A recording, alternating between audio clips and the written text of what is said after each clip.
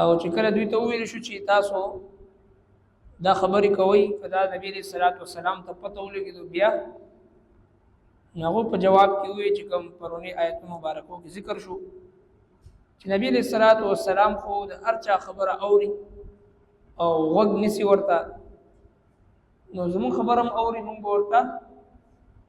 د خپل خبرې تعویل وکړو او د خپل خبرې صداسي بهانه ورته جوړ کړو چې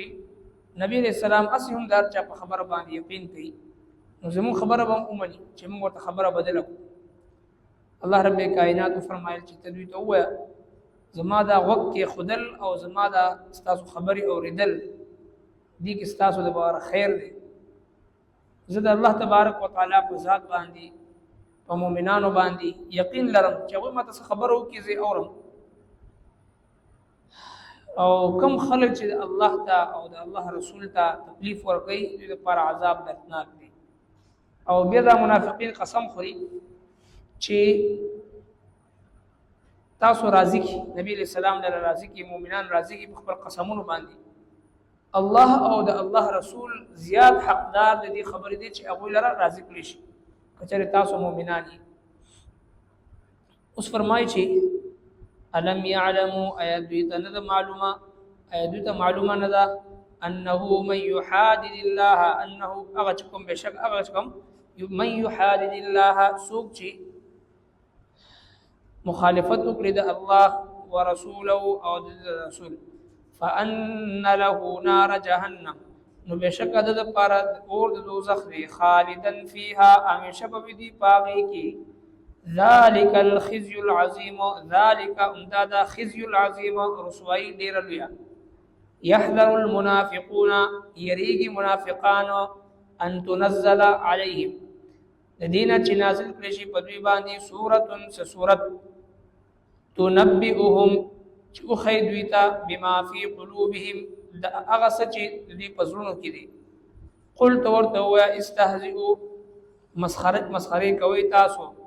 ان الله بشک الله جل شانه مخرج اخکار کون کې ما تحذرون دا خبرې کوم نه تاسو یریږي ولا ان سالتهم او کچریته تاسو کې د دوینا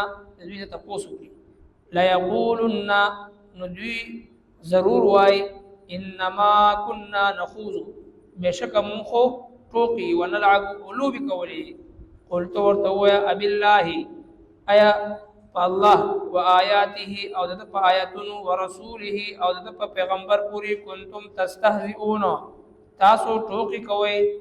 لا تعتذروا بانم جوړوي قد كفرتم یقینا تاسو کافر شوي بعد ایمانکم پس د ایمان ورونا ان نعفو کچری معاف کړمږه عن طائفه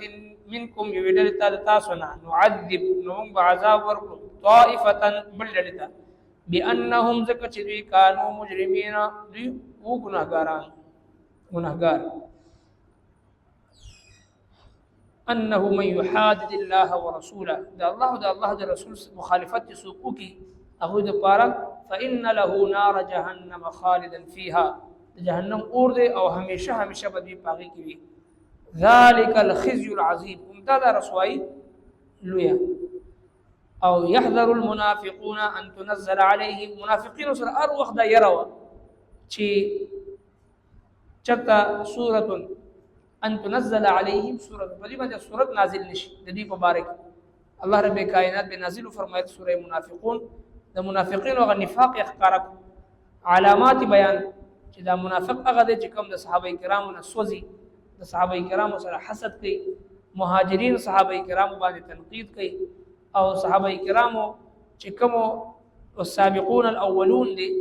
د اسلام د لپاره لومبي قرباني ورکون کې خلک چې کله دوی خپل کور خپل اولاد خپل جایداد او هر څه د الله دین د لپاره فنا کړه دوه لاس او دوه خپي مکی مکرمه مدینه منوره ترال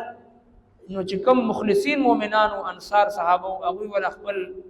خپل چې مال دولت هر څه ور سره نیم او چې کوم منافقین دنه يهوديان او برنه چې اسلام قبول کړو د خپل مفاداتو لپاره هغه منافقین چې د مهاجرین او صحابه له فضل کې زی ورنه دا غوي مخالفت یو نو د دې د کفر علامت دا وګرځېدل چې صحابه کرام سره حسد، بغض او عناد او کینه او نفرت وساتلو. نو دا د کفر لوی علامت وګرځېدل. الله رب کائنات فرمایي چې قل تو ورته وایي استهزئوا مسخره کوي تاسو، ان الله مخرج بشک الله جل شانه اخکار کوون کې ما تحذرون د هغه چې کوم تاسو یریږي، تاسو چې کوم یره ده چې یره زموږ د منافقت اخکار نشي، عن قریب الله رب العالمین دا اخکار کوي او اخکارو فرمایي د خپل وعده مطابق الله جل شانه. او بیا چې کله میدان جهاد ته د غزوه تبوک په موقع باندې هغه سرفروشان اسلام، فدایان اسلام، مجاهدین اسلام هغه روانیدل، دي منافقینو د هغه د حوصله شکنې د پاروي چې یره دي خلکو دي مسلمانانو د ترکیانو جنگ اوریدل دي، خو د رومیانو جنگ نه دوی خبر نه دي، او چې کله دوی لاړل کنه جنگ ته واپس چې راځي نو دوی په زنجیرونو باندې تړل شوي، په پړو باندې لاسونه خپې به تړل شوي وي او دوی به مغلوب وي، دوی ته به شکست ملو شي. داسې خبرې وکړي چې هغې سره د مسلمانانو حوصله شکني وشي، د هغوی حوصلې پستې شي او دغه شانتې وایي چې دوی خو اوس روان دی خو واپس به لاسونه دوی تړلی شي، خپې به دوی وتړلی شي، دوی به قیدیان شي. نبی کریم صلی الله علیه وسلم ته دا خبرې ورسېدې. دا منافقین راوغوښتل نبی علیه السلام ته فرمایي تاسو داسې خبرې کوئ؟ نو دوی فورا وی یا رسول الله داسې چېرته کېدی شي، موږ خو هسې دلګي کوله، موږ خو هسې ټوکې ټقارې کولې، مسخرې کولې، ګپ شپ مو لګو، موږ خو رښتیا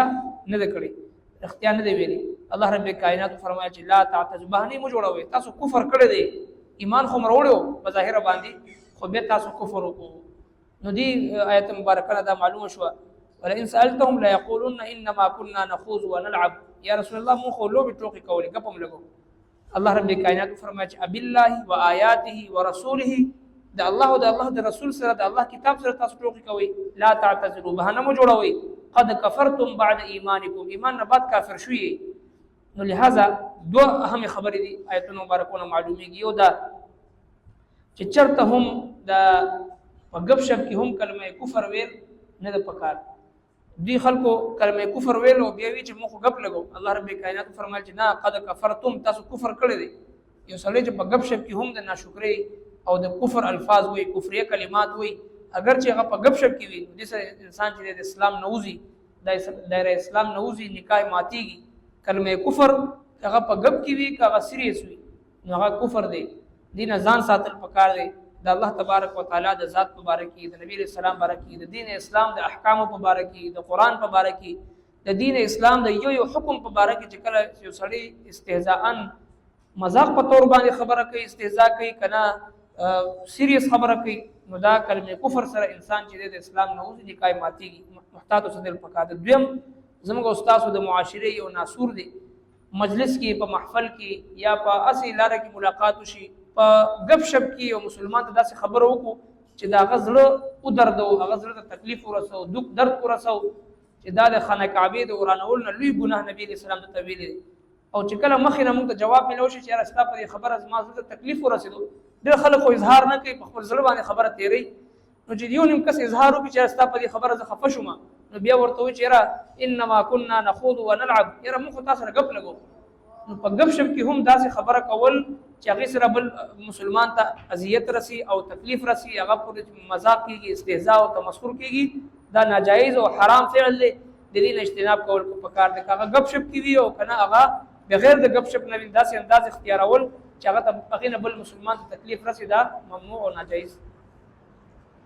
ربنا تقبل منا انك انت السميع العليم وتب علينا انك انت التواب